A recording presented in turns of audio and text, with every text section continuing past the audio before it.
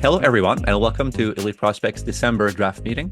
Today, we're ranking 50 prospects. We make our board with a voting system and then get a general outlook of the class, and we discuss the board during the meeting after to tweak where prospects are going to be ranked. So far, if we look at the 2025 draft class in December, it looks like a pretty good class overall at the top. So there's about 20 prospects that we're really interested in that looks like potential top-end talent, and after that, it falls off a little bit or a lot. So this is not a deep class. There's about 4 or 5 prospects that are very, very interesting. And we have debated these prospects a lot over the past few weeks, and we have all sorts of opinions on them. I think we should start with the projected first overall pick coming into this season, James Hagens. James Hagens has probably the best package of tools in the draft, and he blends them dynamically. Plus level shot. He's a deceptive playmaker, almost too much so at the NCAA level. But he's really skilled. Give and go, slip passes, hooks, one touches, a lot of really fast finds right off the reception. He's really competitive. It's just about this year trying to put it all together in a single viewing. I think what we've run into is a lot of his games. He flashes one thing and then he'll flash his playmaking, and then another game it's more of like a transitional dynamic game. So we're trying to look at where you'd put it all together. But he has a high-end defensive motor. He's a disruptor. Some context is he plays with Leonard and Perreault, so it's like he plays with like two hockey geniuses. And he shot about 1% for most of the season. He's experiencing regression right now, but there's a lot of context to it. He's the only player out of the top grouping of guys that has actually changed their environment as well. So those are the things to consider with Hagens. I think details wise, he's getting better. In his USHL tape last year, he was extremely detailed, extremely manipulative. For me, he's the top prospect in this draft, but it's extremely, extremely close. We have like 3 players in the OHL that have performed extremely well, that have improved their projections quite a bit. But for now, Hagens is my number one. He's probably one of the best skaters in the draft, one of the best handlers. And yeah, just a lot of deception. He's going to create advantages in the NHL. Yeah, in terms of special elements like the ability to rush the puck up the ice and fake opponents and really break defenses, we know it's there in this game. He hasn't shown it every shift or even every game so far in the NCAA, but you said it. You said it. He just made a really great jump in competition, and it was not the case for the other ones where other players we're going to be talking about. So we have to take that into consideration. And maybe in the World Juniors, in the second half, he's really going to explode. So we have to be careful where we rank him and always think about the potential in his game. Laurent, you could talk about Michael Misa, who we also really like. I can talk about all 3 of the OHL guys who you could probably rank at number 2 or even number 1, depending on how the rest of the season plays out. I can start with Misa. I mean, basically very similar player to Hagens, a little bit taller, but plays center, stepped into the middle of the ice and really transitioned pretty seamlessly this year. I mean, he's winning almost 60% of his faceoffs, is one of the most heavily relied on players as far as faceoffs go this season in the entire league.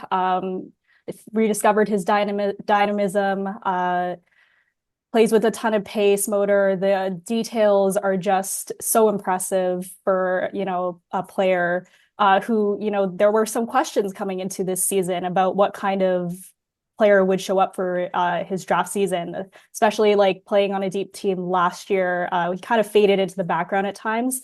And this season, he's needed to be the guy in Saginaw, and he's really taken those reins and just run with them. I think he's still a goal per game in the OHL this season, which is frankly unheard of for a draft eligible prospect, at least in recent seasons. He continues to, deliver in every game. I mean, suspensions for teddy bear tossing, notwithstanding. So, that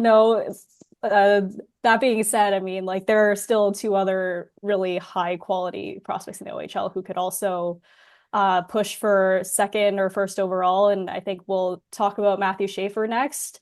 At the time of our last meeting, Schaefer hadn't been playing. He'd been out with mono.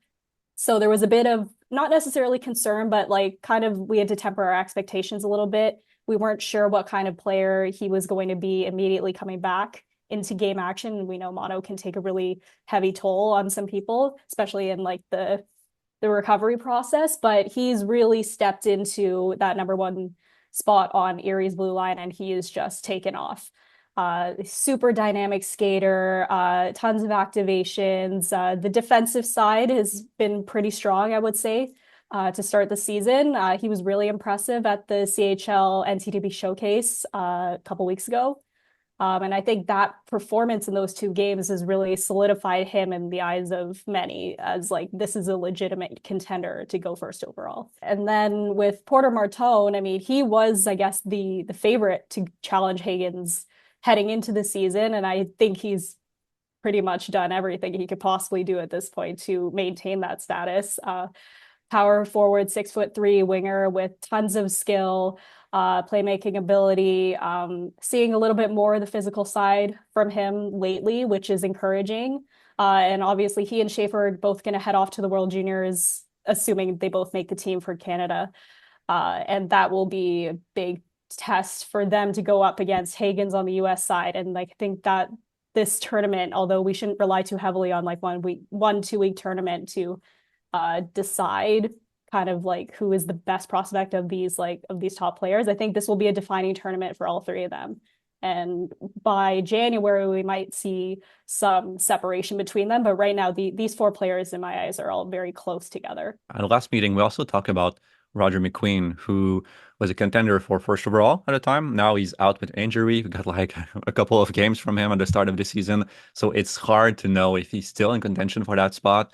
We just haven't seen him in a while. But his first games in the WHL were really good. Like it's rare you see a player with this kind of size, these kinds of tools, who's still figuring out parts of his game. So there's a massive runway ahead for him, and he's a great playmaker. He sees the ice well, and he can break defenses too. He can cut inside with his skill, and his shot is inconsistent, but he has some high-end moments too of scoring ability. So there's just a lot there too. Just we haven't seen him that much since the last meeting, so he's probably going to fall by default on our list until we can reassess him and see if he can compete with these prospects ahead. But to us, there's 5 prospects who are first overall caliber in this draft, with one being more uncertain. So in this meeting, it's really going to be about the first 4 we talked about: Matthew Schaefer, James Hagens, Michael Misa, Porter Martone. And if I can talk a bit about Porter Martone, I was really impressed with some of his recent games. There are more missing elements in this game than some of the other ones who may be in front of him on our list, but the elements that are there are really elite. The passing game is so advanced. The way he sees the ice, he doesn't always make his plays in movements, but can place the puck into space for teammates way ahead of the play. He sees where they're going, anticipating gaps in the defense, and he can relay the puck super fast off the catch, even like in 1 touch or 2 touches. He's deceptive, and he's this kind of opportunistic scorer who sees the ice so well that he knows where to be to score without expending too much effort even.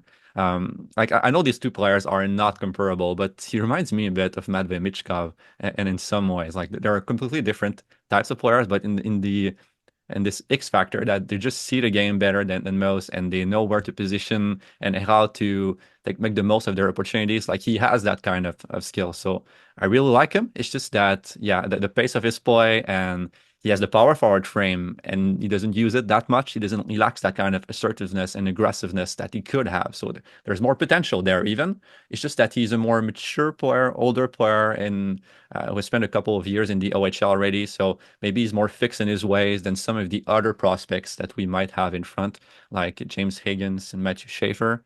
And there's Michael Misa, who has more details than him, who plays a game with a much better motor while scoring just as much. So there are plenty of arguments for every one of these prospects.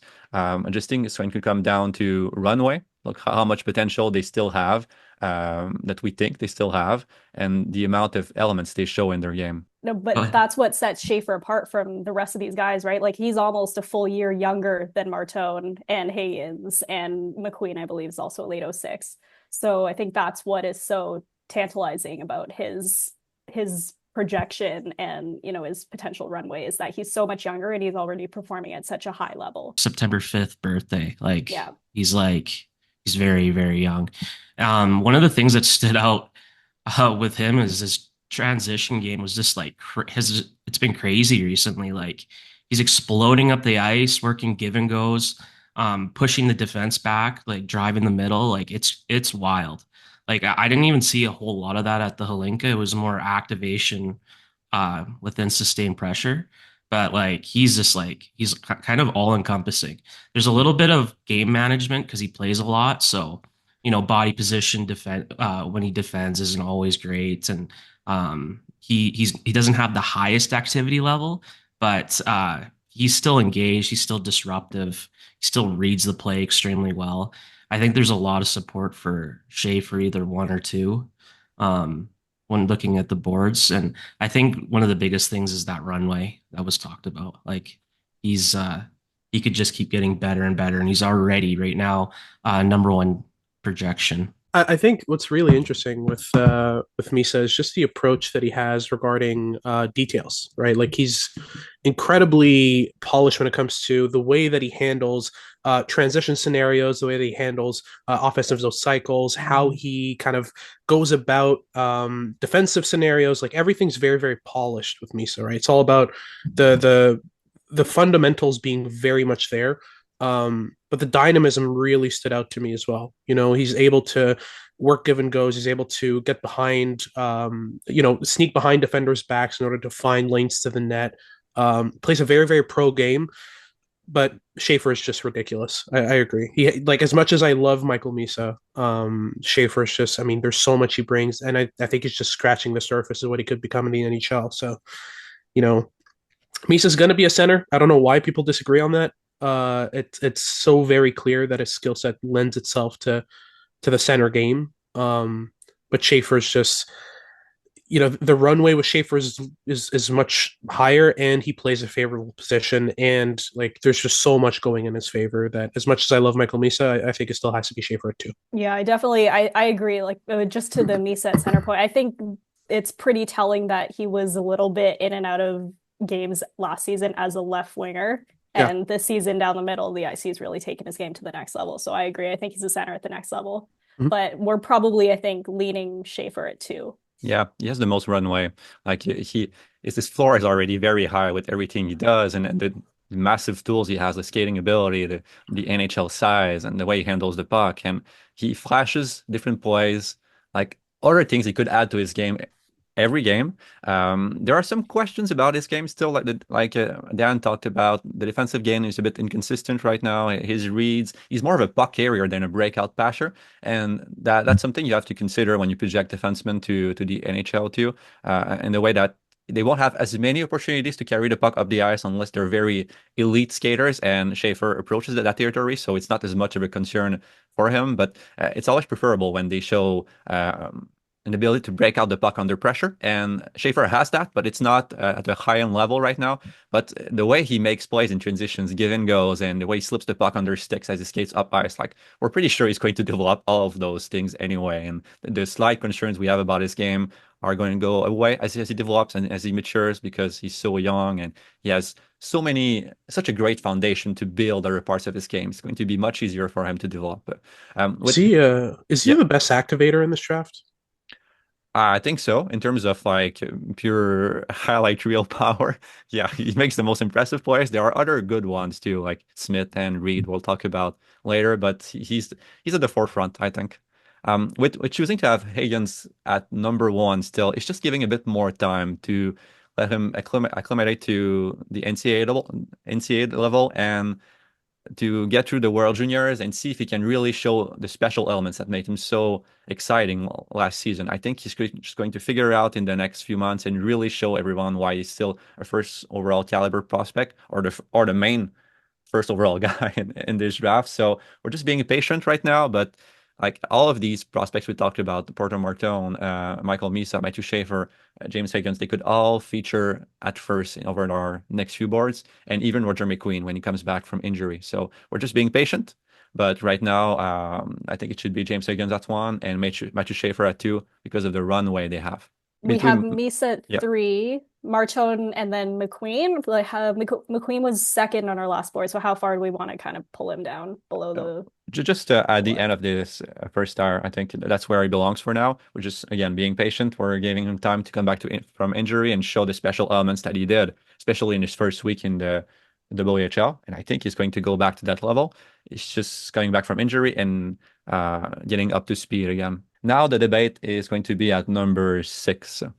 Do we have suggestions for that spot, or is it clear cut for everyone who belongs there? I have Jackson Smith there. When you look at his size, skating ability, the details when he defends the rush, and then just his like ever growing offensive game. It was mentioned a little bit earlier, the activation, the high end skill plays. Like he's like creating advantages with his handling, and he's physical. Like it's when you look at his profile, there's not much more you could want from a defender, especially a new age defender who is big and can skate and can kill rushes and can really do everything up and down the ice. Yeah, he's been really impressive. And the issue in the first few weeks was the decision making. He would act on everything he saw up the ice and just run through teams and badly manage the puck. This is going away slowly. He's still a very intense defenseman, a very active defenseman who loves to make plays. And that's really positive in his development because, again, we say that every meeting, but players who make plays tend to develop faster than others who are way more conservative. They test their limits, they figure them out, and then they settle into a routine that works for them after that.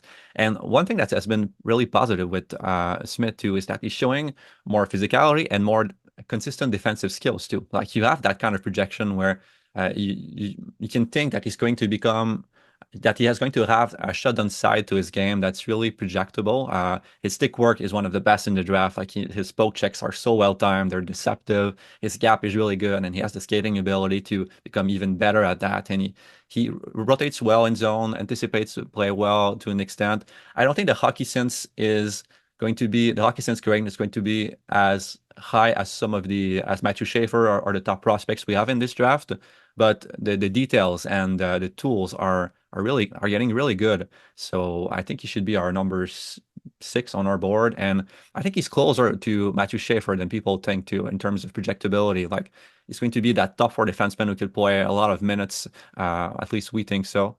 He's a very exciting prospect, and I encourage everyone to watch him really closely. At number 7, do we have names for that slot? Victor Eklund.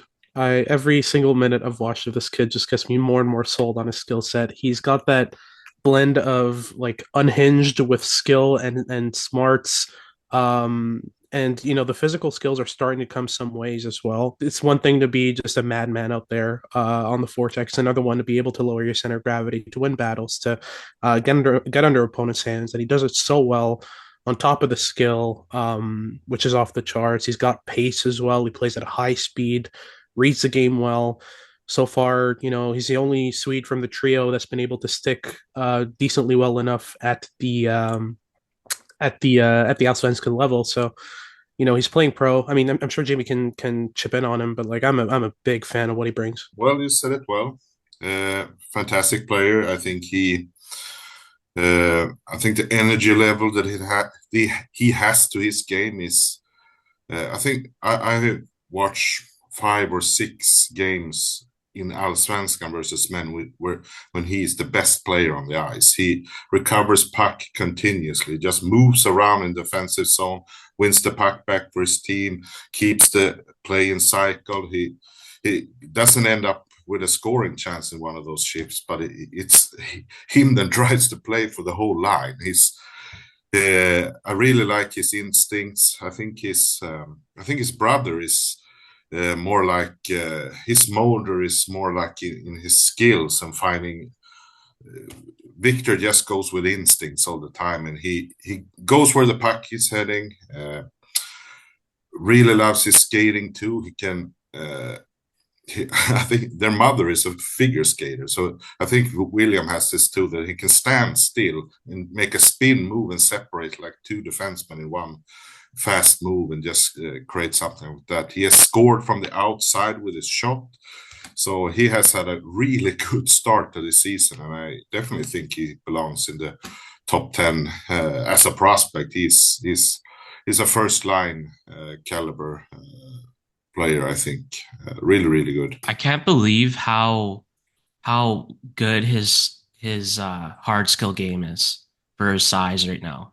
Like in the I just watched a game yesterday and he was dropping grown men with reverse hits and just shielding pucks and everything. Like I totally agree. Like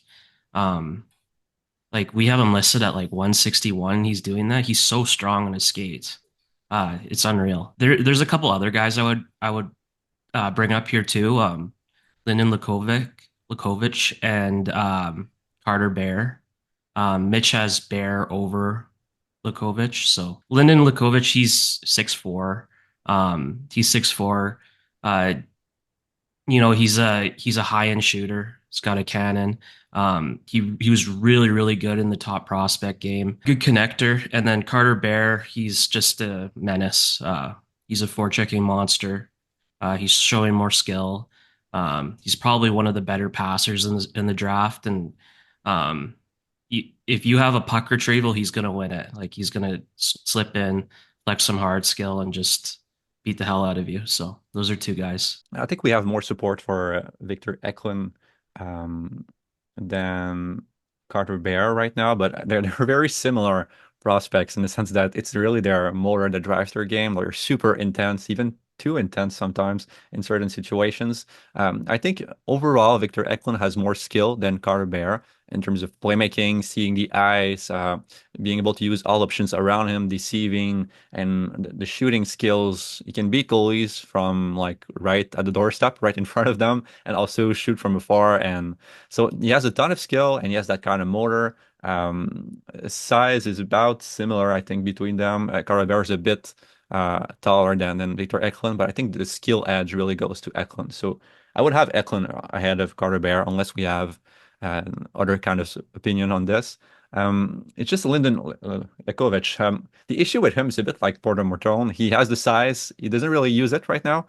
He's more of a kind of a 5'11" skill guy in the body of a 6'4" power forward. He can use it, and he showed it at the top prospect game, I think, a bit by landing reverse hits and things like this. And he's getting more inside on the play too. But right now, he's mostly like someone who sees the ice well too, who can make plays off the rush, who can make plays in the offensive zone. He has that high-end shot, like Dan said. He's just learning to add that kind of power forward element to his game. It could feature anywhere in our top 10. I think the upside with him is even bigger than with Victor Eklund and Carter Behr and some of the other names we have on our board right now. Just because if he figures out that part of his game, the power forward side, he's going to be a very complete player, and he has the ability to play in a system and to play with teammates, to play in the rhythm of the game. That's the hockey sense really shines most chefs. So I really like him too.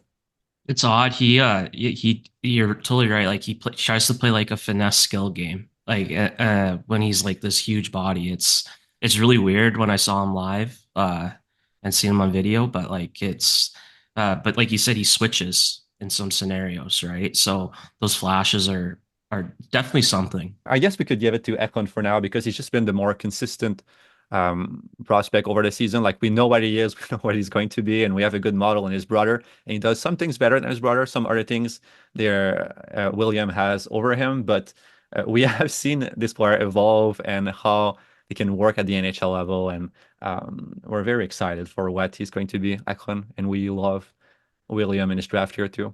I think we have more support for Lakovic than Behr, though. Mitch had Behr higher, though. I will agree with Mitch on that. I think that Behr, like I thought he was just your kind of Tanner Howe type of blend of player where he's just this monster down low, violent on the forecheck, just ripping down retrievals and just getting them off the wall. But like there is some skill there. I've been very impressed with like the playmaking savvy, the reads, but also just the versatility of his shot, his ability to just get inside positioning constantly at the net front. He's more than just a hard skill guy. There is some soft skill there. Whereas with Lakovic, it's kind of like the opposite, where he's got so much soft skill. His release is so kind of compact and refined. He's really improving his playmaking and handling skills. But like he just doesn't get inside positioning at all, right? So it's just how much do we value the extra 4 inches that like compensates for that discrepancy in hard skill? I don't know. And speaking of height differences, is Cameron Schmidt in this range as well? Because Absolutely. from what I've seen, like in terms of like, raw upside, he is the best of this trio with Lakovic and Carter Bear from what I've seen. But I love the combination of pace and violence and like elite level tools, whether it's the shot, whether it's the playmaking, the hands, they're all so high end, and he might just be the fastest skater in the entire CHL already too. So a lot to like Yeah. there. I've seen him live a bunch of times. It's unreal how fast he is. Like it's absurd. And he can handle the puck at that speed and shoot. Like we've had some viewings where Schmidt's done things that other prospects in this draft can't do. Like we're talking about intercepting a breakout, cutting across three static defenders' backs, rifling a crossbody shot top shelf on like the best goalie in the CHL. Like that's like absurd stuff. And like Seb said, violent, like has a hard skill game that helps his frame. Um, he's very, very fun. There's obviously concerns about his size, and also his play when he's not driving the bus. Like when we look at internationally, he kind of turns into like an inefficient outside shooter volume guy. But when he actually like drives the bus, it's clear he's an elite talent in this draft. This really doesn't scare me because I've watched a lot of Cole Caulfield in his draft year, and especially in his draft +1 in the NCAA when he was just do that all the time. Just shoot from anywhere, from below the goal line, from no angle. These players just think they can score from every shot, and they're going to learn that it's not the case, especially as they rise in level. But it's just a mentality that they're so much more skilled than the opposition, and they believe in that skill, and they're right. Like there's actually a massive skill gap between Schmidt and even some of the guys we have in front of him on this board. Like he's uber skilled. He's really a special prospect, and I think in some ways he's better than draft year Cole Caulfield, better than draft year and draft +1 Logan Stankoven. So yes, there are size concerns, but they don't scare me that much. Like when you have that many special elements, it could be higher on our board. We can be a bit more conservative for this time around, but it could be as high as 6. Could be if we put him at 10, I think it's the perfect range to express his upside, but also the uncertainty that comes with any player of that kind of profile. But he's really exciting and the most fun player in this draft, I think, to watch evolve in the WHL. Yeah, and like Caulfield's still doing that stuff, right? Like he's still shooting from the goal line. And he's scoring sometimes, yeah. like so. You get good at it. So what do we want to do here between these three? I think Mitcha has Schmidt a bit lower. He has Lakovic ahead and Bear ahead. I think we should respect that. And we're going to talk more about this, see if we flip these players or we keep it that way. Again, this is just one of the meetings we have about the board, not the only one. So we're going to keep discussing this. Want to talk about Cameron Reid, David? Cameron Reid, I really fall in love with that player. Some of it is a bit irrational, I think, but I really see a player who's going to drive the play at the NHL level. He doesn't have the size of a typical NHL defenseman. He's about 5'11", and about 5'11" and a bit more than this. But everything he does, he's one of those rare players who can make a ton of plays while also managing the puck well. So he sees the ice very well too. He attacks the right gaps. He sees forming gaps, and he has some anticipation in his game. He's always activating in the play when there's an opportunity. He's not like a Matthew Schaefer who's going to break through lines of defense to get up the ice. If he sees something open, he's going to take it, and he takes it very regularly. So there are some games where he's activating all the time against weaker formations, but against top formation, he's going to play more of a defensive game. He's going to safeguard his team and only take his opportunities. The reason I believe so much in him is that he has that level of creativity anyway. So he can be a kind of safe player, but he also can manipulate defenses. He moves super well. Like his skating is really above average, and he's always up in the play, but he can also repair mistakes and cover for teammates and defend the rush very well. And in zone, when defending in zone, he's always scanning for threats. He's at the right position. He can manage 2-on-1s. He can keep track of the puck and keep track of his man. So he does pretty much everything well, whilst also having above average tools, except for the size. But we've seen other players like him succeed really well in the NHL because they have about everything except the size, and they influence the play, and they have that kind of hockey sense, and on top of it, the details, like they understand the game and how they have to play. So I have a higher level of confidence in his projection, even if he doesn't look like your typical NHL defenseman. Yeah, this is probably a player who should have been on our last board, not just as an honorable mention, but like we probably should have ranked him. And I guess that's the price we pay for ranking so early in the season and only having one weekend of OHL games to base rankings off of. But yeah, like I agree with everything David said. Getting to see him in person for the first time this season at the Top Prospects game, super impressed with what he showed in that game. I also think the rush defense is probably a more understated part of his game, but like I don't think he gets enough credit for how quickly he can close gaps and how quickly he can seal players off along the boards.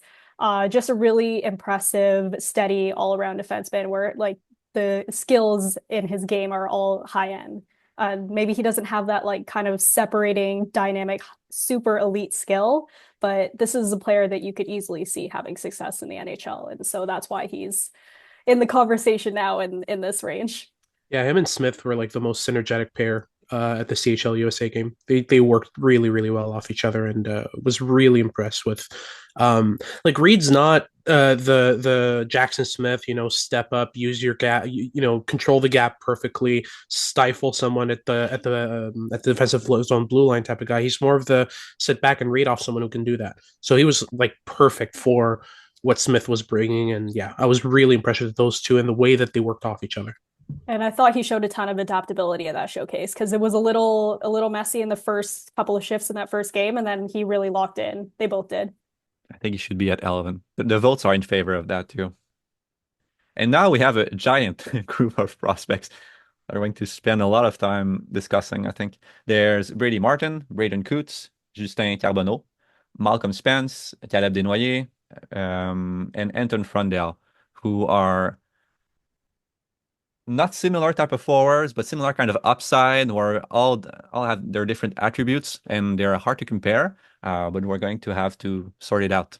I can talk about Martin. Yes. Just like an absolute wrecking ball on the ice. One of the strongest players. The motor is nonstop. He throws his body around, but not recklessly. And then he's a little bit limited mechanically as far as the handling and the skating mechanics go, but he doesn't seem to have any struggles with that. Like it may not be the prettiest type of hockey, but he gets the job done, and he can still pull off some incredible like handling plays in motion. And then the scoring a ton, driving the bus for Sioux Greyhounds team that really needed someone to take the reins offensively this season. And they are without him in the lineup right now, and they're struggling a little bit, and you can tell how much of an impact he really has on that team.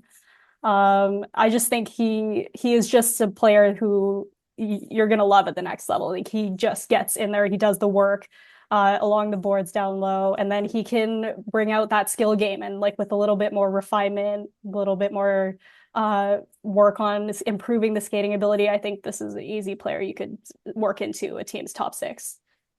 He's just a very unusual player in terms of mechanics, the way he handles the puck, the way he skates, the way he thinks the game. I saw one sequence where it was behind the net. He had no option. So instead of like rimming the puck or cycling the play, he just just stopped completely. He stopped playing, just kept the defender on his back and waited for his teammates to do something to help him and give him an option. And he kept the defender on his back for like multiple seconds while just handling the puck.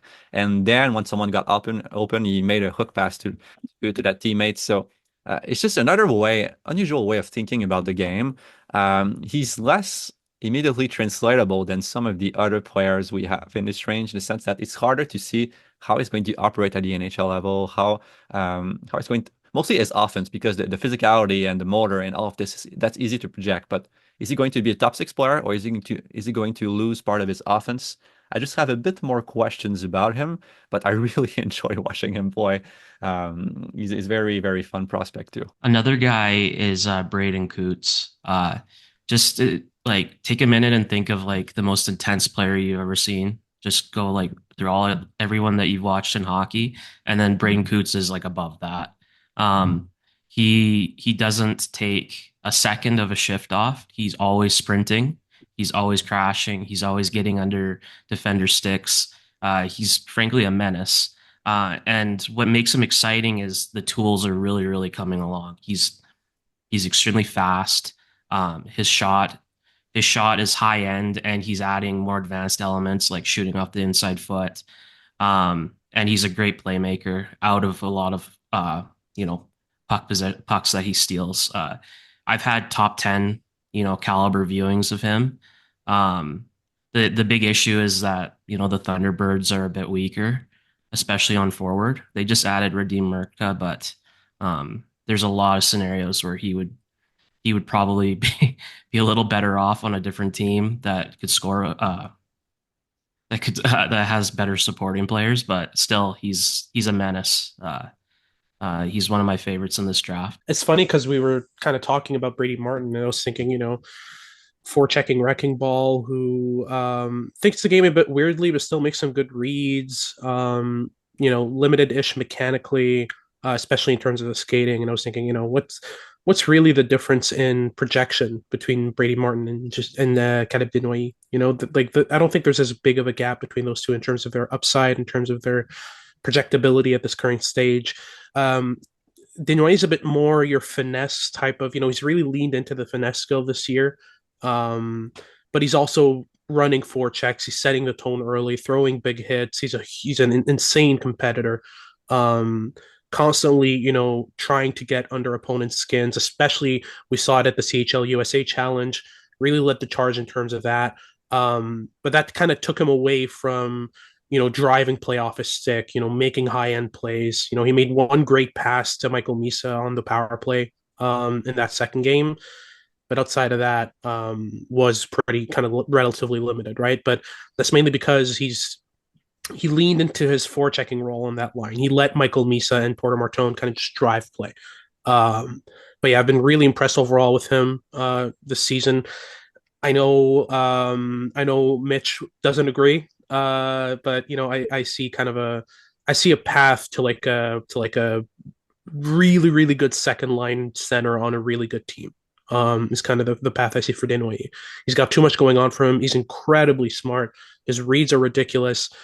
There's a lot to work with here, and I prefer the certainty of Desnoyers' kind of projectability to a guy like Justin Carbonneau, who's a lot more about runway, a lot more about how he figures out the ridiculous level of tools he has. Like, Desnoyers is definitely less toolsy, absolutely, but he reads the game so well, understands hockey at a high level already. And isn't playing, hero hockey half the time. So I'm a bigger fan of what he brings. The one concern for me is, along with the skating, is probably the shot. I don't think he scores 30 in the NHL. I don't think there's any way that happens. It's more about, placement in terms of positioning to get his scoring chances. So that's the one thing that I think holds him back from a guy like Martin or Cootes, is that I'm less a big fan of the shot, and I don't think, I still think you need a good shot to play in any position in the NHL. So that's kind of my only concern. So I'd place him below those two, sure, but not too much below. Yeah, this is really a question of how we want to approach this. Generally, at Elite Prospects, we value runway and upside and potential more than uncertainty to an extent. We tend to weight them both together to try and have some kind of formula for this. If we go by runway, I think the argument is in favor of Justin Carbonneau. In a way, but in the other way, not necessarily. And by that, I mean that Justin Carbonneau has some elements of a junior player, in the sense that he abuses defenses with his skill, with his superior speed. He's been in the league for longer. He's he knows how to score and to abuse mistake, but he's way more dynamic than Caleb Desnoyers. There's a significant gap between these two in terms of ability to break defenses on their own. And I think Justin Carbonneau is getting better too in terms of decision making and reading the play, and even his defensive game recently, applying pressure and all of this. So he's your typical high skill hero hockey player who I like both of their shot though. Both of Desnoyers and Carbonneau's shot, I think they can score in tight spaces. They can place the puck on goalies. They can release instantly. So they have some scoring potential. I just think in terms of upside, I would give the edge to Justin Carbonneau, even if he has more question, because that's how I view prospects, and I think that's how the team has viewed the prospects recently too. But it's really an argument of preference here for this tire, because you can make arguments for many of those prospects against each other. I agree. I'm just looking at Justin Carbonneau's. I'm just looking at an Instat. He in his last like 6 games that they've tracked, he's had over 120 puck touches in each game.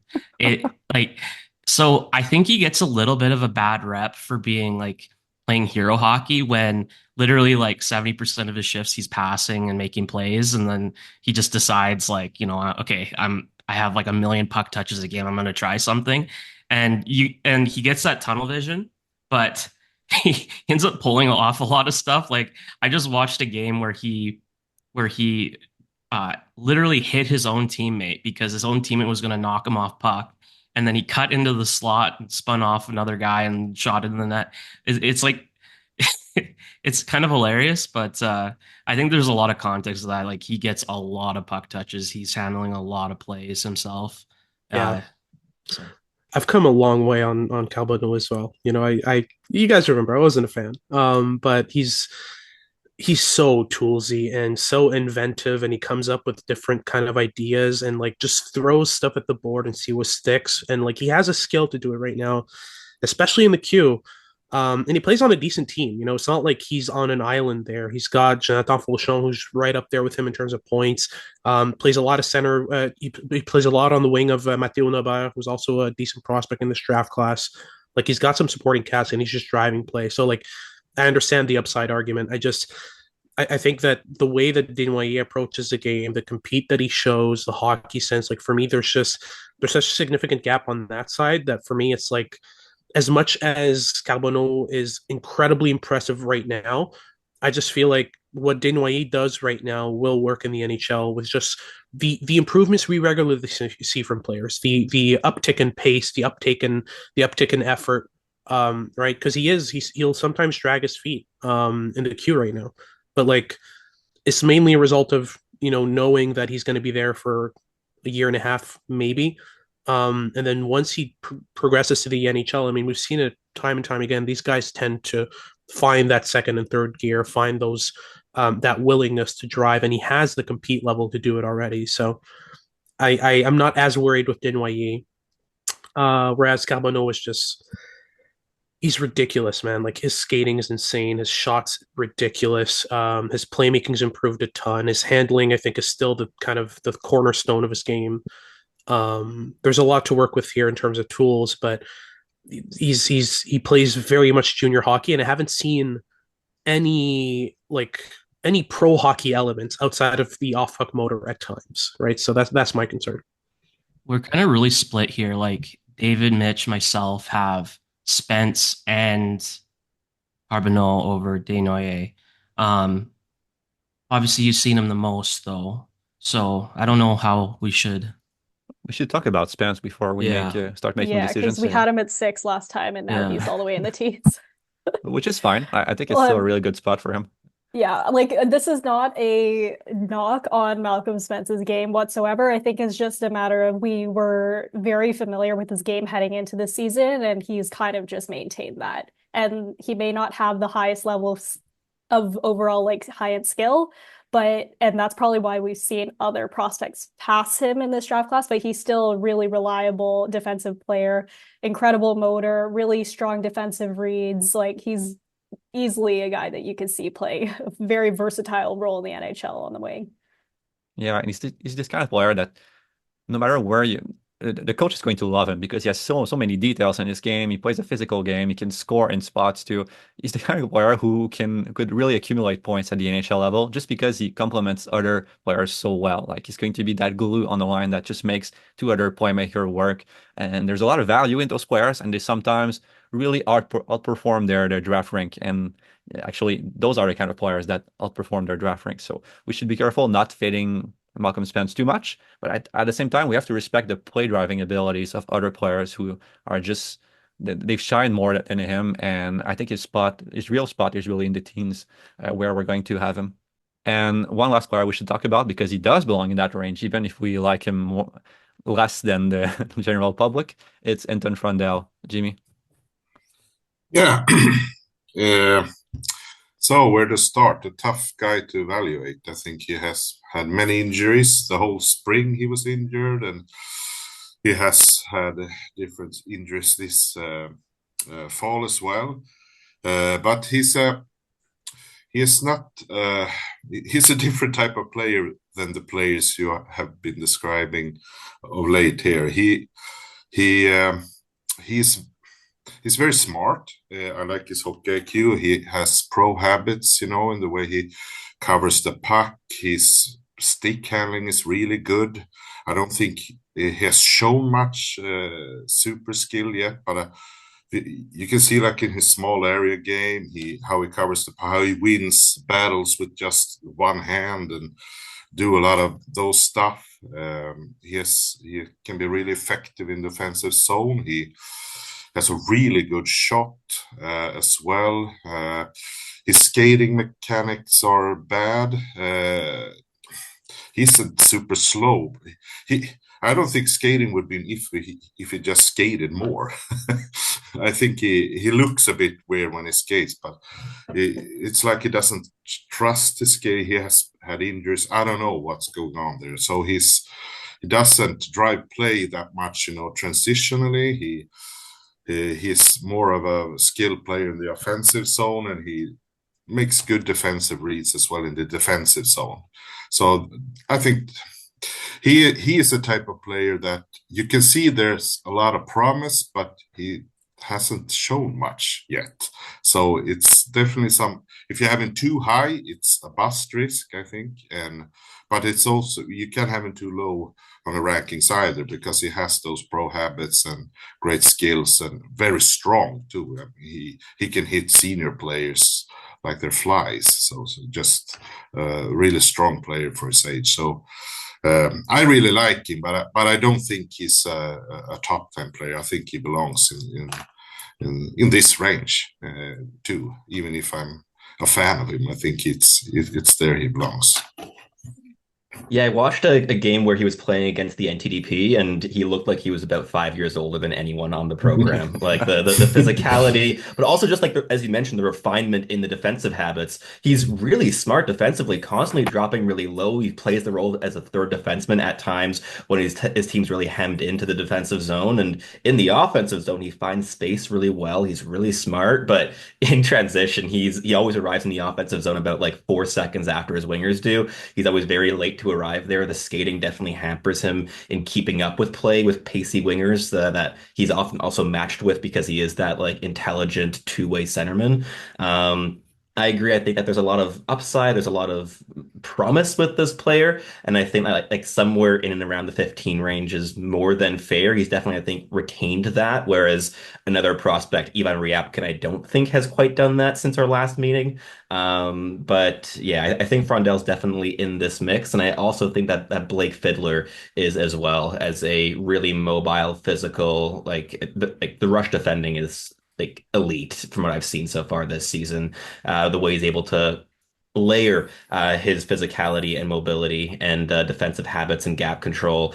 He's so suffocating against the rush, and also a decent breakout passer from what I've seen. But I've only caught a couple viewings, but from those flashes, I've liked Fiddler probably a bit more than Frondell, and probably a bit more than some of the other players we've been talking about in this range as well. Fiddler's a monster, 6'4", right-hand shot defender. Like, that's going to be high up on a lot of teams' lists. Offensively, he's a bit of an activator. He has some ideas. I don't know if he can execute them yet. I was reading that he went through a massive growth spurt recently to get to 6'4", so all of this kind of makes sense now. I think, like, to what it was said, like the runway is pretty insane with Fiddler. Like, he could be a top guy here, so it's something to consider as well. Yeah, we talked to Fiddler. Hi guys. We talked to Fiddler at the Prospects Challenge. I talked to his dad the other day. Like his dad's 5'11". Like he's got his grandfather was like 5'2". He thinks somewhere in his past he had like a 7-foot grandfather at some point, but he has no idea where the height effectively came from. So he's effectively been like played like a smaller player his entire life. So yeah, I think there's a lot of with him. There's a lot of he still has to figure out, he doesn't understand his body yet. And so I think that's why I really like him. Just, I mean, looking at it, kind of, I'm encouraged about that. Yeah, and it's really reassuring in that sense that like pretty much the only knock against him for me in terms of his on puck play is like the clunkiness. Like there are some decision making concerns, but like mainly it's just he's a clunky kid. And that comes with massive growth spurt. We saw it with Owen Pickering, who just scored his first NHL goal late recently. Like it takes time to figure out this kind of thing. So like I'm really sold on Fiddler, especially with like the combination of skating and ridiculous rush defending. Like the versatility of the way that he shuts down players off the rush is just, I think it's unmatched in this draft class. Like he's so good at it. Maybe Smith is in that conversation, but like for me, Fiddler's just, I mean, the rush defending's off the chart. So to have that already at that size, and to still be figuring out how to use his size, it's a great start to like the foundation of a kid who's inevitably going to like get it figured out. I think there's just more questions in this game than some of these centers or forwards we talked about before. The offense requires more projection. Like it's really good that he has power play time and that he's going to get those touches to really improve his offense. But I think the decision making is a bigger concern for me, and I see him more as a top four insulator, someone who's going to rely on his defense and mobility and size more than anything right now.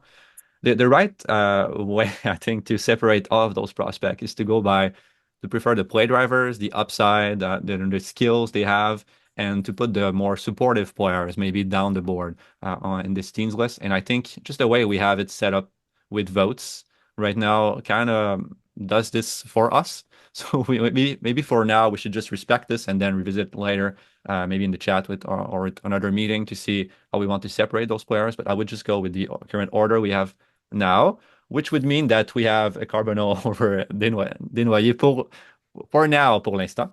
And we'll see how we really want to do it for the actual board. But I think in terms of upside, the Carbonneau reminds me of other players like Trevor Conley or Tim Stutzla in his draft year. Those players, they have decision-making issue. They play hockey. They try a lot of plays, but they also figure out how to adapt their style of game to the NHL because they're just that's much more skilled than other players. They have inherent advantages when they rise up in levels. Like it's easier for them to play against NHL professionals because they can create separation when they're skating. They have the handling skills to dangle through them. And I think Desnoyers is going to have a bit more trouble with that. He's going to have to play his connective game really well to really make the same impact. There's just more potential, more play driving ability, I think, from Carbonneau, but we're going to revisit this in the next few days for sure. And I would have for Frondell, I had a Fiddler too. Oh, I would just wanted to add that Mitch has Fiddler way up higher than I think almost everybody besides Cootes in this range. And we should probably talk, Sean, if you want to talk about Ravensbergen a bit, because I don't think we mentioned him yet. And he's another guy who should probably be in this range. Yeah, he should be in this range. Especially, I mean, he's the only. I don't know how we figure out the mess on this because like it's him and then there's about there's a huge gap between him and anyone else in this class. So when we look at, and I also with the goalie stuff, I have a hard time moving him up much at all because of there's other guys that have gone in that range before that I think had way more potential in the long run and runway. Like I think Ravensbergen he should be probably in this range. I really like the way he plays behind a really bad defensive team. And he's someone who is going to, I was really surprised. I mean, the Ivan Kovic thing over him at World Junior Camp is fascinating for one, but that's a whole nother thing. But he should be in this range, and watching him a little bit more in person, so I got to see him in person for the first time at the CHL game. I'm more impressed with a lot of his fundamentals that you can't pick up on the video. So I've seen that recently. So yeah, he should be here, but he's probably I don't know, with the goalies in this class, with where he is, like if we have any goalie above 20, it feels like a stretch right now, just honestly. Like that's just and so I'm not going to argue how he should go much higher than we've had him before. You're so right about the defense. I'm located in Prince George, so I've seen pretty much all of his home games for the last 2 years. This year, it's abysmally bad. He faces probably 4 or 5 high danger chances before Prince George even gets going a lot of the time, and they're like odd man rushes, breakaways, um, and he fights through it. Like he doesn't really break down Well, after like yeah. and he's more of a battler than people realize because of his size, right? A lot of times, like when a guy's a smaller guy, we think, oh, they're a battler. Like it's he's more he fights through like he I think we have to give him more credit for that than sometimes gets shows up on film for him because with a smaller guy when they're battling through and everything like that, that's kind of you see all the action because they have to do that. He is the way he kind of continues to battle through doesn't show through on tape at least a lot of times because it's so composed. And I think that to me is the reason that he's so far above everyone else in this. Like the tracking's great. Like if there's very rare, especially for junior hockey goalie, there's very rare where you find a play where he has not read the play really well. So yeah, you're spot on. The defense to me, like if we transposed him with some of the other guys into the same defense, their numbers aren't nearly as good. He has to when he's trying to track pucks, he has to almost like go like lay on the ice looking through feet. So it because he's 6'5.25". But yeah, he always stays up in pressure. Like he never swims or anything all that much. So yeah. To me, he's the only in this class from a goaltending perspective, he's the only one that has the certainty of me. Like you're like, okay, he will play in the NHL. I don't know how well he'll play in the NHL, but across everyone else in this, no other goalie in this class, if you said, hey, guarantee he'll play an NHL game, there's no one else I can put that certainty on. And with the Ravensbergen, I think there is at least that certainty. I want to hear Dan about Jakob Ihs-Wozniak because you have him lower than most of us. I don't know if it's that I have him lower. I just like some other guys a bit better. I really like Jacob Bryan's small area game. I think he's one of the best handlers in small ice, and the way he can create off those plays is pretty incredible. But I I just have some guys higher. Like I think I have like Mrtka higher. I think I have Kevan higher. It comes down to Yeah. I think O'Brien has one really good dimension. You talked about small area handling, but his playmaking is really Yeah. special. So sometimes, like the way he can spot teammates all around him, he can deceive and can make some hard, really precise passes into seams. And he's very good at playing that kind of connector game. He hasn't yet grown into his body. He could be really different in a few years, but he has some junior elements like being good at one thing, abusing mistakes. There's a bit more uncertainty with his profile. I think him versus Frondell is a very interesting argument because one is already built like a veteran NHLer, and he's very strong. The other one has yet to grow into his body. They plays the same kind of supportive game, but O'Brien is much more flashy in the way he does it, like the way he anticipates gaps and connects with teammates with passes. Like it's much more advanced than the way Frondell does it. It's just that it's easier to project Frondell to the NHL because of the physicality and the man strength that he has already. I want to talk just a bit more about Frondell. Just 3 things I want to mention with him. The reason we have him so low is not because of the recent injury or his play right now. It's a bit because of this, but he started at 15 on our last board. Already in his draft -1, we didn't like him as much as others. And so far in this draft season, he hasn't done anything to change this. He's basically the same player we watched last year, a player who was scoring internationally, who was featured on the highlight reel, but wasn't really driving the play as much as others have seen, I think. So it's just a continuation of our appreciation of Frondell. We see him like as this supportive player, and that's why he's a bit lower on our board. And I think there's an argument with Jacob Bryan that we're going to revisit because one maybe has more runway ahead of him than Frondell, and we've seen players who fall in their draft here continuously like this. Generally, they don't tend to recover as well as other players who are risers. So there's an element to think about there too. So we can put Jacob Bryan in the 20s for now, but we're going to maybe talk a bit more about him. At 20, our consensus prospect is Kashawn Aitcheson. Lauren, if you want to talk about him. Sure. Yeah, the super physical defenseman, a little bit raw still in as far as even though he's one of the older players of this class, just like mechanically not as fluid as some of the other defenders we have ranked ahead of him. Just super physical defenseman, mobile, can move up and down the ice well. Isn't too much of an activator unless it's with more time and space than other defensemen. We see him more frequently activating into space at like 4-on-4 or in 3-on-3 overtime. But there's still a lot of exciting elements to his game. Kind of bottom three or number 4, really physical, projectable defenseman who is kind of a safe pick. I don't know about the pure upside, but he flashes some really interesting things in open ice. Like he can dangle sometimes and score. It's just that he projects more of a insulator, I think. Yeah, I think you have to be a little careful with him too because he plays so much. There's a lot of game management going on, which like in its essence, it means that he just misses opportunities sometimes to be aggressive in one place and not in the other. In all the viewings I've had, he's been a crazy activator on the rush, like always joining, always driving the middle or the weak side. I think it adds a bit of a dimension to his game more than just like a shutdown guy. So I think there's a little bit more offensive runway there, but yeah, I really like him. He can just take over games with how much attention he draws in terms of like after the whistle stuff and just how hard he plays and how much he pisses off other opponents. So You prefer Radim Mrtka or Kashawn Aitcheson? Go ahead, Dan. I have Aitcheson higher.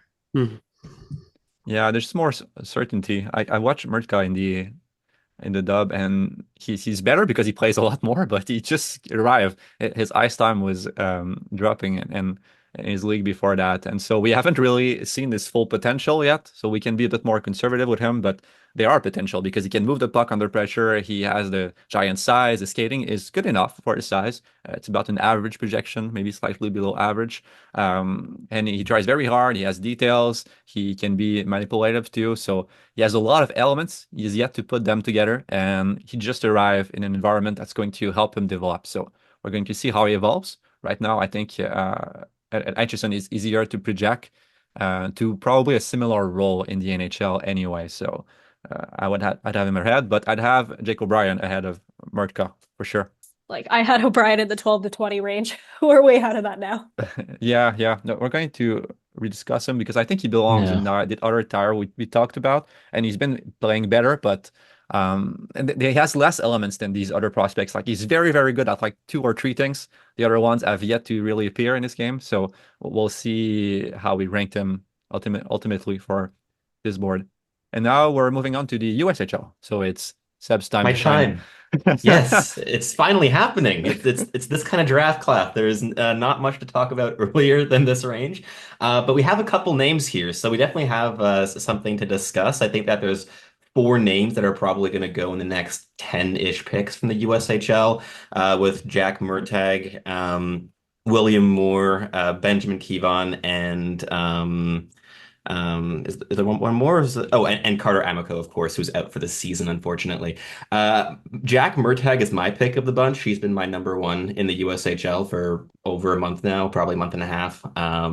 He is an absolute tank of a player, constantly working hard, really good basis of power elements in his game. He's like a really violent player in terms of how he approaches the game. Not quite the level of guys like Braeden Cootes or Carter Behr, but kind of along that kind of line. And he has a ridiculously good shot. The shooting skill is certainly something that he can work around, and I think will project as well at the professional level.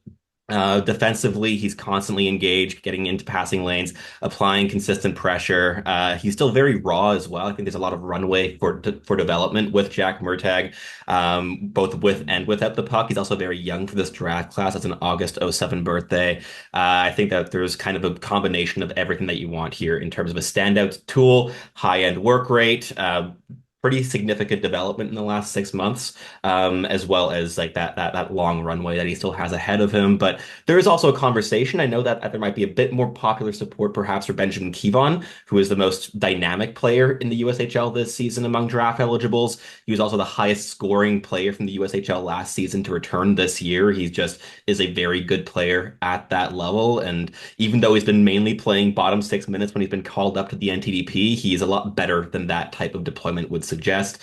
And at the CHL Top Prospects game, he was playing top 6 minutes. I thought he was really dynamic, but struggled a little bit with lackings of chemistry because, again, he was parachuted into that lineup with players he hadn't played with before. But like what he can do with the puck, the things he tries, in terms of toolkit exploration, there's so much to like with Benjamin Kevan as well. On Kevan, I'm one of those where I'm not sure because I'm based 20 minutes from Plymouth, so I see the NTDP kids all the time. So it's not sure if I've just soured on the guys on the roster full time or not. But he is the like he steps in there and you wonder why he doesn't play a bigger role normally when he does get parachuted in. And then Absolutely. This kid's so experimental.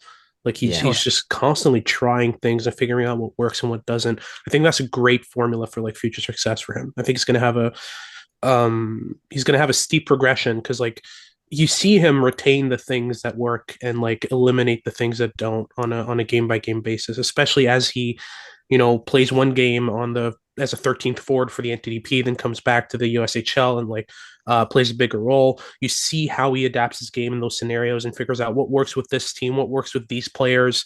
Like he's very, very smart in the way that he approaches his own development, which is like, for me, it's a bigger predictor for development than like, tools or hockey sense or anything. Like just that experimentation, the idea of eliminating things that don't work, that's so key for his development.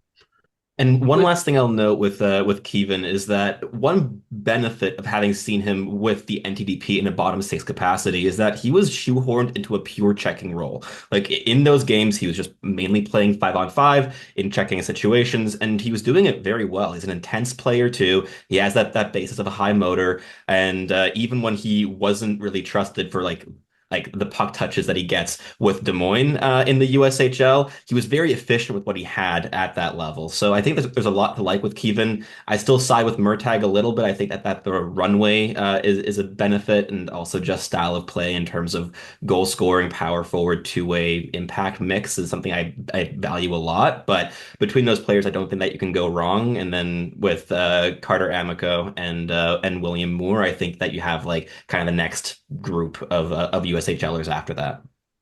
It just comes down to playmaking. It's also preference because these two players have same value right now on our board. Jack Murtagh reminds me so much of Jiri Kulich. I don't know if anyone has that kind of comp, but they're very, very similar players, like straight liners who can run through defenses, and they have that higher end shot, and they can score in various ways. They have a physical game, the forecheck. They're good at keeping possession. And what's been really interesting with Jiri Kulich is that in his draft year, people question his playmaking, like I'm doing right now. And the year after, he became much better at making passes in the AHL, like playing in a more structured environment. And this is very interesting because Ben Kevan is a very good playmaker in his own team, but when he joins the US NTDP, it disappears. So because there's something about context and environment that doesn't prop up his skills as much. And it's probably the same thing with Murtagh. Like I haven't seen that many high-end passes from him. I've seen many more from Kevan, but is it because of environment or because he doesn't have those? Can he develop those? I'd lean Kevan right now just because I've seen more from him. He's more exciting to me in terms of top of the lineup potential, but Murtagh has the higher floor and he could develop those same elements. And with Murtagh, he's been playing with Richard Gallant and Cole McKinney all year, and I quite like Cole McKinney more than most people in this meeting. But he's not exactly offensively creative or dynamic, and Richard Gallant is inferior to that as a projection and as currently constituted at the USHL level. So Murtagh doing what he's doing on a shift to shift basis with those line mates, I think is really impressive. Like it'd be a different thing perhaps if he were playing with, I don't know, William Bell and William Moore or Conrad Fondrek, even in terms of more supportive offensive partners, but he hasn't been this season. So I think he's been doing a lot on his own too. The votes are in favor of Kevan. I think it's consistent with other arguments we have had on the board before, like the pure upside first, the play driving ability. But we can flip those. We're going to discuss this more after the meeting for sure. Next, we have a grouping. We talked already about William Moore and Carter Amico. Carter Amico is going to fall on our board compared to our last meeting just because of the injury, the uncertainty, and just we haven't seen as much of him, but he's very, very interesting prospect. We also have to talk about Nathan Behm, Benjamin Kindle, Shane Vansaghi, who's a very, very fun prospect. Who do we prefer in this group? I prefer Bill Zonnon. That wasn't even a name David The mentioned. one name I didn't mention. Yeah. Well, I mean, maybe not before Will Moore, because like I still think there's a lot of runway here. But like Bill Zonnon is just he's such a unique player. He's an awful skater. Let's start with that. I mean, he just doesn't bend his knees at all when he's moving up the ice, and that really harms his acceleration in tight spaces, but he makes up for that with ridiculous playmaking vision, pace of processing, and especially above all, I think he's up there with the likes of Braeden Cootes in terms of motor. Like he works his butt off on every single shift. Started off as kind of the third cog production wise on that first line in Rouen with Vero and Lars Steiner, but very, very quickly made himself the focal point of that team, of that line, the spoon that stirs the drink, the straw that stirs the drink, I'm supposed to say. I'm not good with sayings. So yeah, just ridiculous playmaker, really, really smart. Plays with high pace, high motor, big body, physical. He's a pretty unique prospect in terms of what we've seen come out of the queue, and I really, really like what he brings. He's from Montreal, plays in Hawaii, where my girlfriend's from. So like, he's got a sweet spot in my heart here. But like, really, I'm just a big fan of what he brings to the game, and I think that the skating will come with time. He just needs proper mechanical kind of refinement. He needs a power skater. He needs someone who will be able to teach him how to leverage a lower center of gravity, because he doesn't drop his weight. But there's just so much around that I really, really like what he brings to the game. And yeah, he plays an NHL game without the NHL skating. That's really the real only knock that I have on this game. I have to bring up Nathan Behm as well for this range. He's a poor skater, but he's got a really deadly shot. He's great off puck. He's a separating playmaker. His game is a little odd right now. It's a lot of like opportunistic scoring, but in terms of like upside and runway, if that skating improves, then you have a really, really high end guy. I just saw him in person. I'm seeing him tonight, but like his release is ridiculous. Like they have him working as a downhill shooter, and he was like, I think he had like 4 high danger chances in the first period, just working off that point. I know Mitch really likes him too and wanted him in this range. So yeah, I think he's the highest upside guy left on the board. And then the discussion could be Vansaghi versus Bill Zonnon. What do you think, Dan? They're very comparable players. With one, he's even more physical. The other one is a better playmaker. Yeah, that's how I see it too. Like Vansaghi is a tank, like, and he only plays around 13 minutes a night, but he makes every single second of that count. He's an awful skater. Like it's really, really poor, but he ups his activity rate as much as he can, and I think there's room for that to grow. And he crashes, he rips pucks away. He's flashing his hands a lot more. Power game. I've only seen Zonnon a couple times, but really poor skater as well. But that playmaking, like he may be a 6 or 7 playmaker, grade playmaker. I couldn't believe some of the feats he was connecting on, and like the skill, like slipping pucks and hooking pucks and backhand saucers, like circle to circle, like just crazy stuff. So I think I have Vansaghi ahead of Zonnon. I have Zonnon as like a end of the first round guy, but it wouldn't upset me if he's around here too. That's also how I would rank them.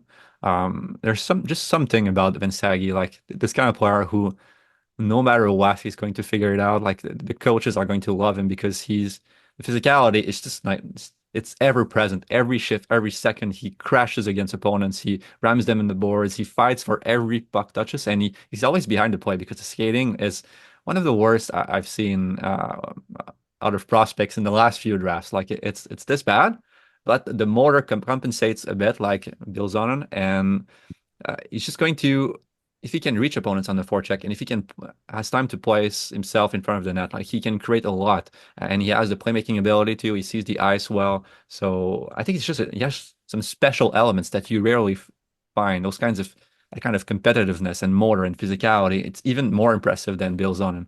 They could be one right after the other. One more quick thing on Vansaghi, just because I've now watched him 3 or 4 times in person, being in Michigan.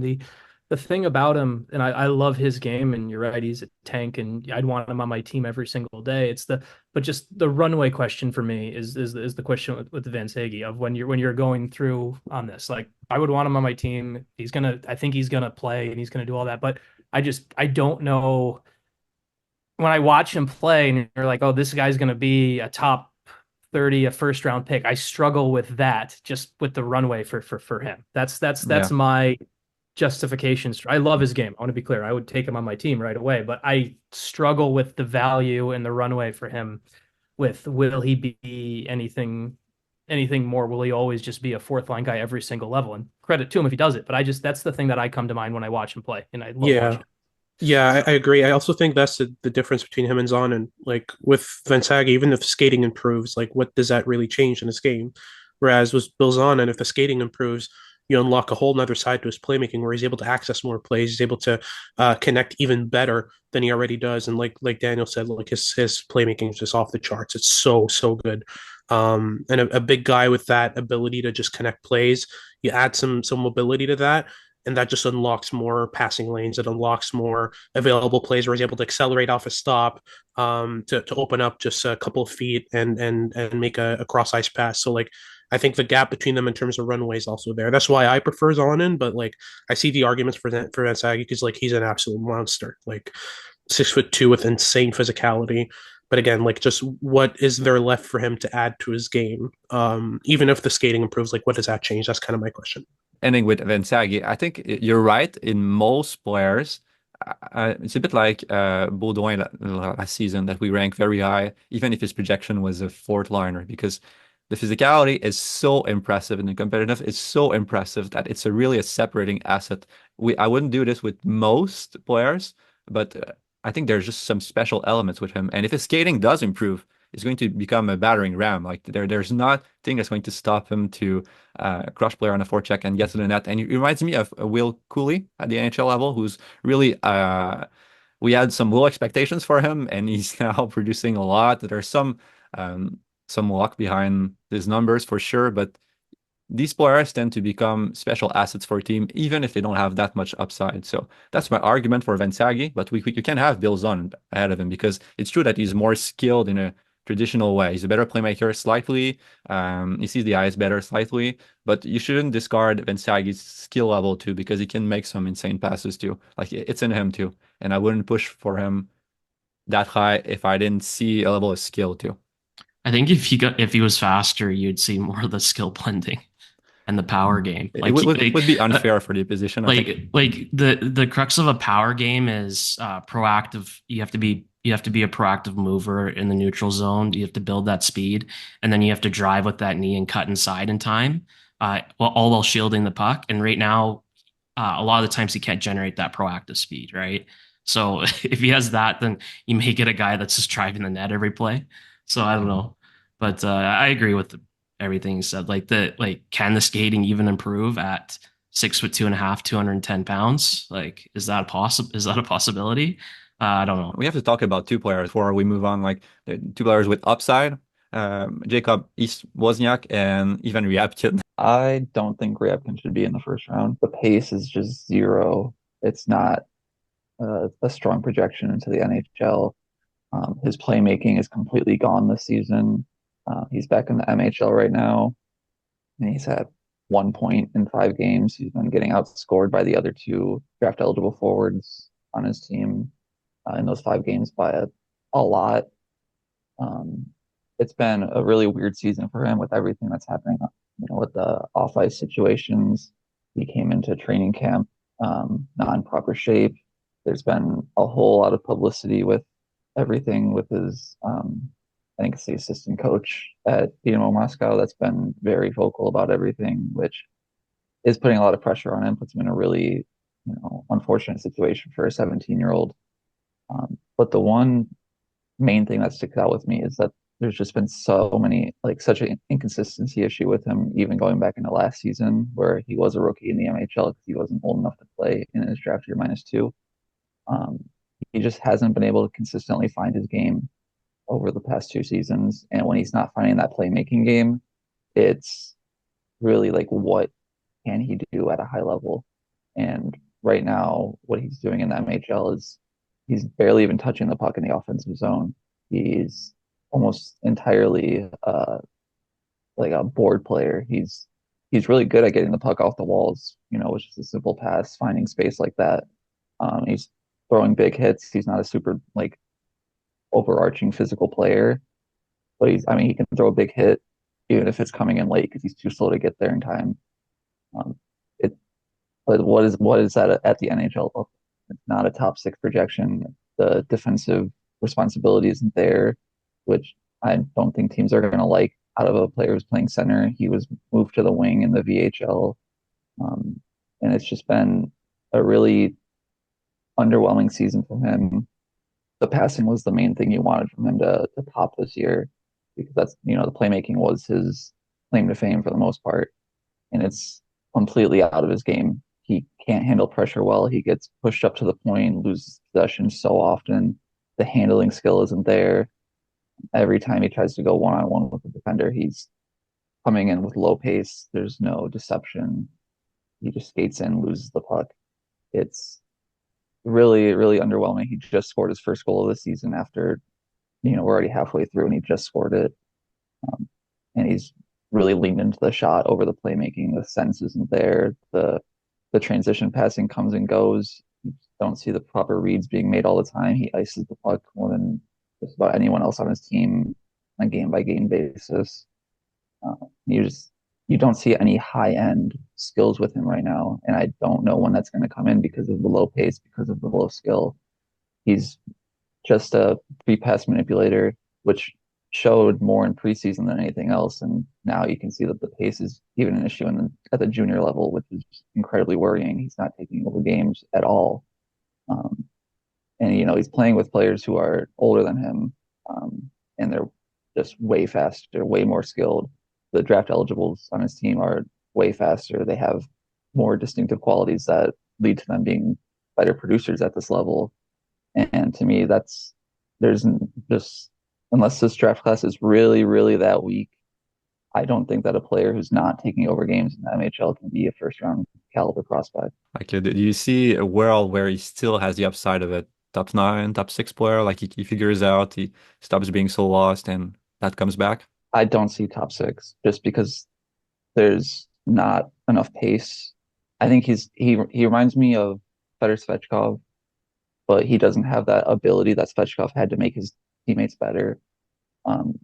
He was in the VHL, he was playing on a 4th line role, limited touches, limited minutes, and he was playing, with their, worst players. And you compare that to Svechkov, who was given a lot more responsibility in like a top 6 role when he was in the VHL in his draft year. And Ryabkin just kind of fell into a role. He was kind of just focusing on himself, trying to, score a goal because he still hadn't done that yet while he was in the league. You didn't see any of the playmaking skill. He was just kind of a physical, throw a hit, and kind of hope for the best, kind of be that like momentum pusher with just physical contact. And for me, that projection is kind of really, really low, of just being a kind of glue guy who can pop up every once in a while, get the puck off the boards, set up a transition. But as a whole, I don't see him being a big point producer. He's not an effective defensive player. So it's kind of like maybe third line center. Maybe he gets moved to wing because he can't play defense very well. And he's a lot better on the power play when that space is open. But it's just once he's faced with contact or faced with pressure, you see him fumbling so often. Even if Yeah, he once was a top prospect in this class, that happens every year. Like some players just don't continue to progress, or maybe the flaws weren't as evident in their draft minus one because we didn't hone on them. Or I think the big thing with him is that he was producing a lot last year. Like he said, like the record for draft year minus one player, but he still wasn't consistent last year. And I think that that's something that I saw while I was watching him all of last year. And I think that I think that this reputation that he was given was based solely on points, whereas the performances were always kind of like, yeah, he could be like a top 10 prospect, but we have to ignore just that he's not doing it consistently. We were just kind of coming in hoping that he'd find that, and he didn't find that. all right, and we should talk a bit about Ihs-Wozniak before we finish our top 32. Well, if we back up to the Linka tournament, he didn't do very well there. You saw him on the power play, and then you didn't see him at all. Didn't show like any motor. He was just waiting for opportunities, and you know, try to play when the space is open, and really good at finding space and effective there. So, but then I think during the start of the season, he has really tried to, and I think also the coaches on his team is trying to make him to change his play. He plays on a penalty kill now. He plays in every situation. They use him as wing sometimes at center.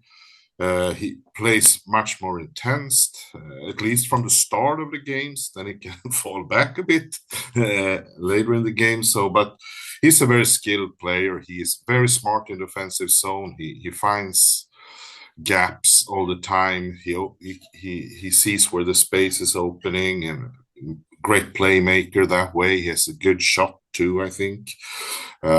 He is pretty smart with his stick defensively.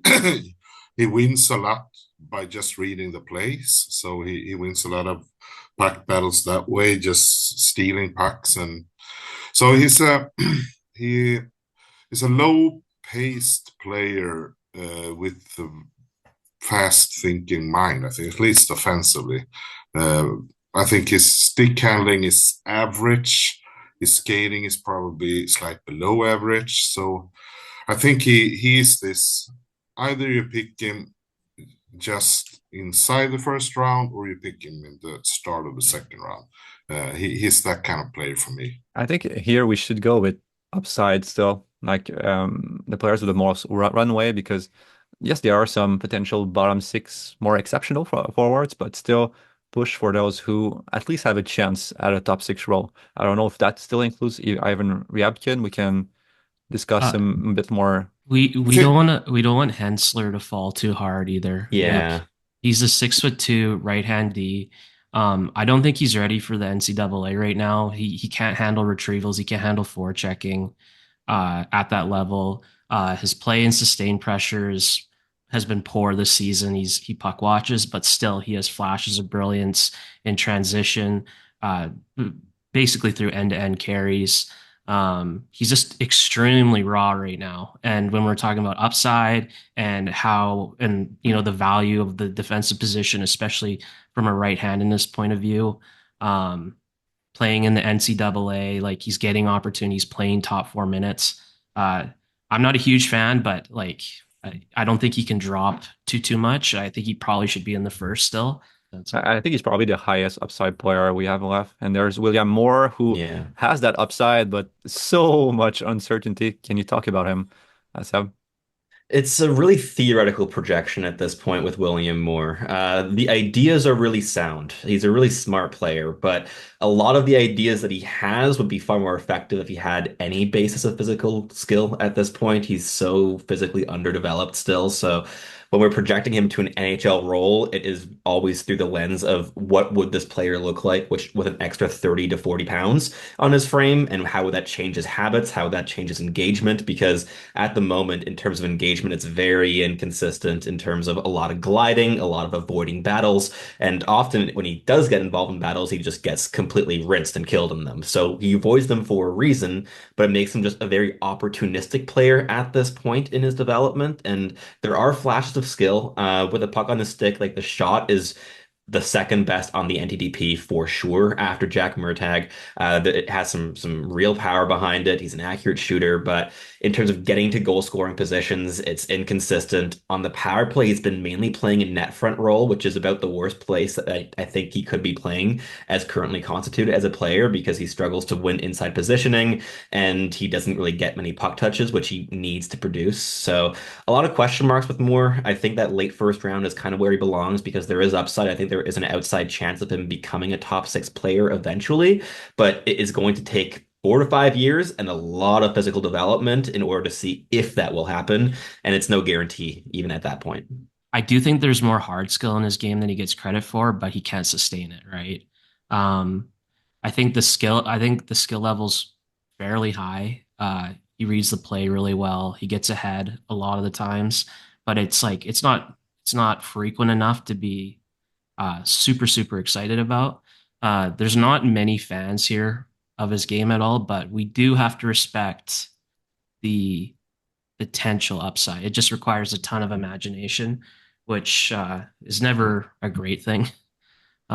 So Yeah, it's a bit of the same thing with Ihs-Wozniak and Ryabkin, players who could figure it out, but the odds of that are kind of small right now. So they have the highest upside, but we tend to weight like NHL projectable skill sets and the ability to really look at a player and see what he could be at NHL level. And it's very hard with those players right now. So we respect the upside, but I think it's right that they're more at the end of our first round. And I'd rather even have someone who might fill an exceptional role in my bottom 6, who I know is going to get there or will have a higher degree of certainty than just the theoretical upside of some players do. So that matters.